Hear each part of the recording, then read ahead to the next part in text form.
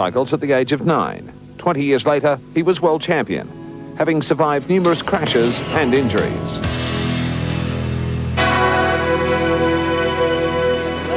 His ascendancy to the championship last year began with a third placing in the Australian Grand Prix at Eastern Creek.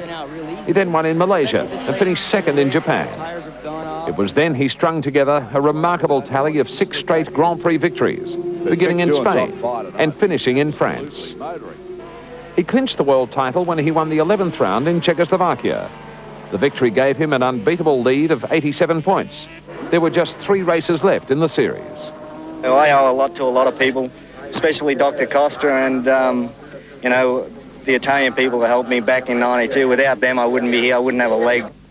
He completed the year with 9 wins and a top 3 podium finish in all 14 rounds, a feat not achieved since the great Agostini back in 1968. 1995 could certainly again be a year Mick Doohan won't forget. He begins his championship defence with a brand new bike, launched recently on the Gold Coast. But it's still very early. We haven't made any steps backwards, which is good, and hopefully we're building a motorcycle that's going to be better than the rest. Well, Mick, the winner of the Tour de France has that yellow jersey. The current world champion wears the #1 on his bike. It must be a great feeling. Yeah, it's certainly a great feeling to have the #1 plate, but one that's going to be hard to keep, I'm sure. Plenty of pressure, sure, but I get the feeling, having seen some interviews with you and read about your build-up to 1995, that things couldn't have gone better. Yeah, so far everything's been really good, but it's only the off-season. Hopefully we can have a good start to the year and have a good year, but basically all the improvements Honda have made to the bike have been a positive step forward, and also Michelin with the tyres. Everything's been really good, and we didn't put it off 2 wheels, so that was a plus as well. Mick, you finished testing, I think, Friday, so the bike just sits there now and waits for you. What do you do we've got a fortnight to go before the big race. What do you do in the next 14 days? Probably as little as possible with motorcycles, just kick back a little bit here on the Gold Coast and just get ready for the Grand Prix on the 26th down in Sydney, and just do as much as I can to mentally prepare myself for the race. Do you get excited about it still? I mean, you've been around for a while now. Is it like a new toy, Christmas coming, just a fortnight away? I guess not as much as I used to, like when I first started doing the Grand Prix, but I'm still looking forward to the start of the season, and you know, itching to get the first one out of the way anyway. The first one always seems to be the icebreaker, and get into the season again. But you know, I still really like to ride the bike and just get out there and race. So I am really looking forward to the start of this season. What about physically? We saw an interview and you talked after winning the World Championship last year that, you know, in 1992 you nearly lost a leg. I mean, have you got more flexibility? Do you feel you're fitter than you were last year even? My fitness, I guess, is possibly a little bit better than it was last year. The flexibility of the ankle is pretty much none, because the ankle is basically fused, but I had an operation at the end of last season and just moved the ankle into a better position. It was like fused in about 110-degree position, so I'd always land toes first, so we just cranked that up to 90, and so it's just a little bit more user-friendly for walking around, and you know, that's made it a little bit better on the bike as well, but also walking back and you know, to and from the bike's easier. Makes a difference, doesn't it? Do you think, can you be a better rider now than you were a couple of years ago? I mean, do great 500cc riders get better with experience, or do you think they peak in their late 20s?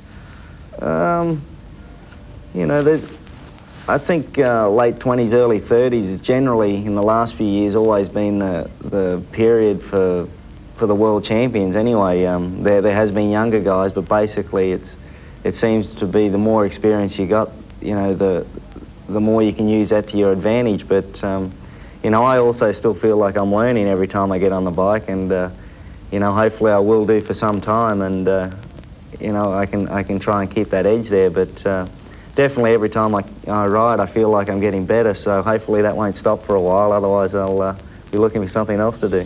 What about the challenges this year, Mick? I see Kevin Schwantz has had not such a good build-up. He says this is going to be his last year. Where do you think the challenges for the world title will come from? You know what, it'll definitely be from Kevin Schwantz. He's obviously started the pre-season testing injured. He tested with us last week. I'm not sure how sore or injured he was. I'm not doubting that he had some sort of injury there, but you know, Kevin will be the strongest guy week in, week out, regardless of what his fitness is like. And then, of course, there's Daryl Beattie, the Australian guy, and Luca Catalora, an Italian.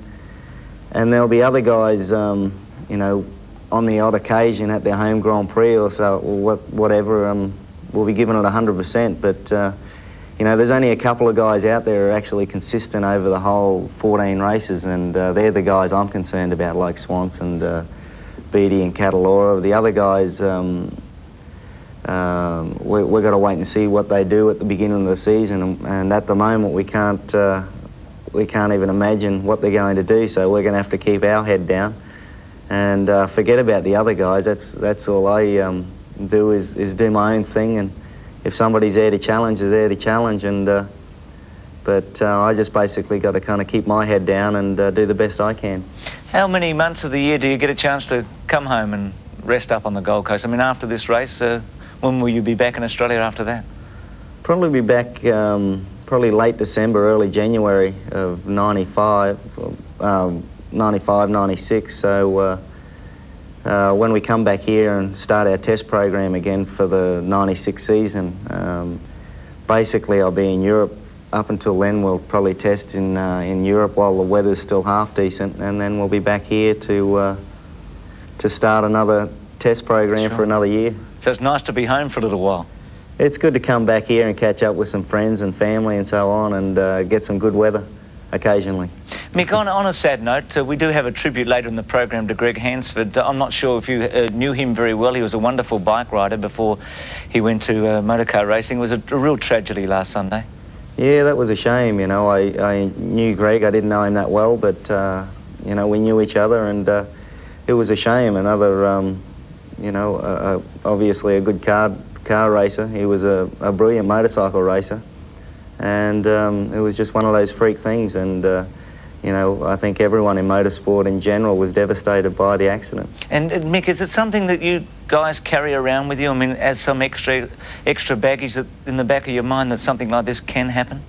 Well, you know, I think everyone, you know, obviously in motorsport it's probably a little bit more there than in general life, but I think everyone realises that the possibility of dying or being killed is there, whether you're just driving a motor car or on a bus. So, you know, I think motorsport is probably a safer form of motoring than any other form, than public transport. And, you know, it's just one of those tragic things what happens occasionally. But I believe that motor racing these days is getting safer and safer, and, you know, some things you just can't prevent, and it's the same as general day-to-day living, and, you know, it's a real shame, but most people in motorsport obviously realise that can happen, and it's something I guess you kind of try and put out of your mind, but it's always there to remind you. Mick, it's a very sad thing for Hansford, and we do have to leave it there, unfortunately, and we do wish you well for the first race coming up in a fortnight. Yeah, thanks very much. Good on you, Mick Doohan.